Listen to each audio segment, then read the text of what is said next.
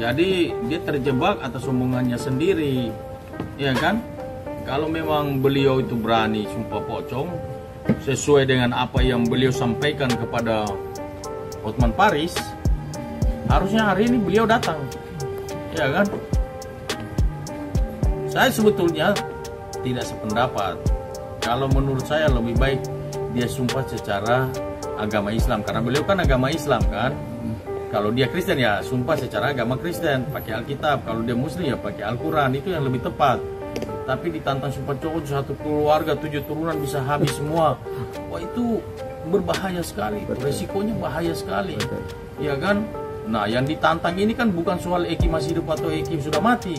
Yang ditantang oleh pihak lawan perkaranya itu Rudiana adalah mengenai 8 orang yang mengalami penyiksaan ini. Berani nggak beliau sumpah pocong? Dan beliau termakan dengan omongannya Bang Hotman Paris. Itu masalahnya di situ. Nah, kita lihat terbukti sekarang netizen, justru masyarakat Indonesia semakin bertanya-tanya lagi dengan adanya tidak hadirnya itu Rudiana dalam sumpah pocong ini. Orang jadi semakin bertanya-tanya dan semakin mencurigai. Ya, yang pertama, kita harus melihat kita ini mengadopsi hukum pidana, apakah dengan sumpah pocong itu membuktikan seseorang itu bersalah atau tidak? Kan tentu tidak.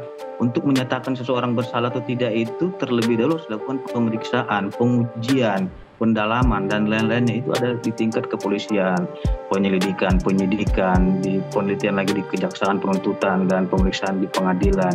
Kalau begitu nanti ada pelaku pencopet, kita katakan atau pemerkosa, oh saya disumpah pocong aja biar saya bebas dari jerat pidana gitu.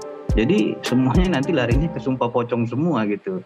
Dan namanya kenapa sumpah pocong? Kenapa nggak sumpah kuntilanak sekalian ataupun sumpah genderuwo gitu?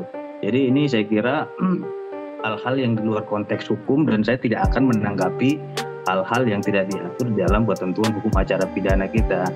Apa yang mau kita ikuti? Jadi kita menghormati proses hukum yang sedang berjalan ini, karena ini kan mereka juga sedang melakukan PK.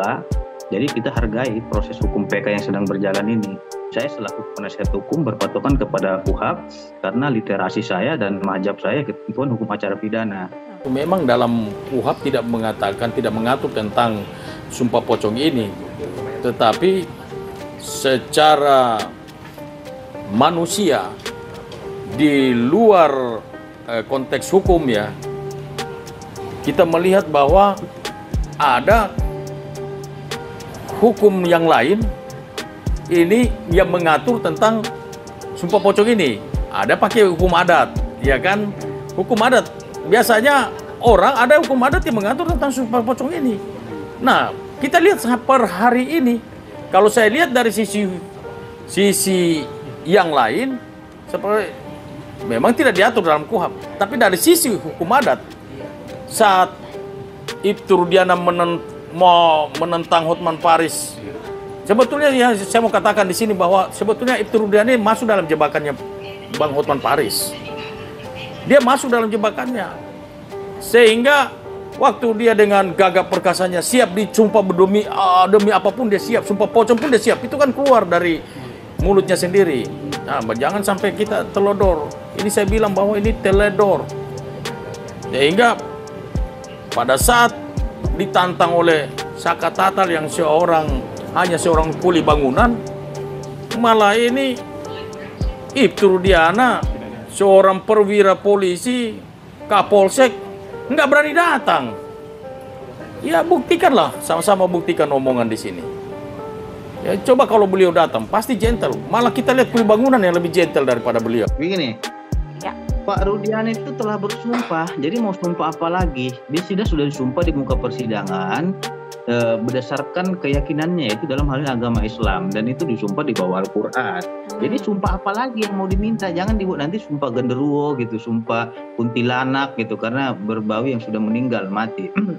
Jadi kalau memang yang bersangkutan ini belum disumpah, silakan disumpah. Ini kan sudah disumpah dia di muka persidangan. Dia sudah menjelaskan secara runut detail dari A sampai Z. Kalau memang rekan-rekan penasihat hukum lainnya merasa keterangan dia itu tidak benar, ya laporkan secara pidana. Ada ranahnya kan gitu. Kalau memang ada kode etik yang ia langgar, laporkan ke Propam. Jangan juga kita menggoreng opini hal-hal lainnya seolah-olah dia ini melakukan tindak pidana kebohongan, soal palsu saksi palsu katanya, tapi nggak ada. Saya lihat yang dia menyatakan bersalah saksi palsu ataupun apa, nggak ada putusan yang berkekuatan hukum tetap terhadap beliau.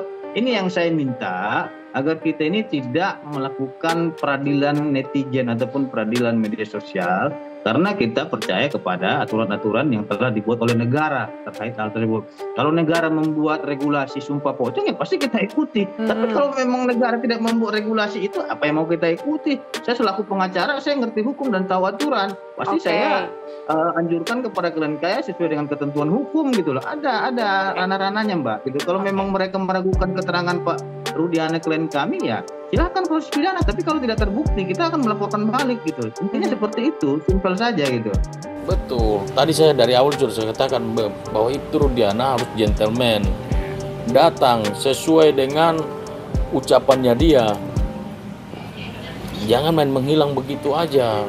Ya, supaya di sini kan kita mau melihat masyarakat ini kan jadi rancu, ada pernyataan-pernyataan liar.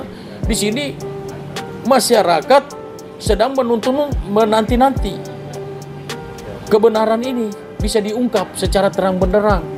Nah, dengan pernyataan sumpah pocong ini, di sini kita bisa buktikan, ya kan? Akhirnya masyarakat menilai. Masyarakat Indonesia sudah pintar, sudah cerdas. Dia udah bisa menilai siapa yang benar dan siapa yang salah. Kan seperti itu.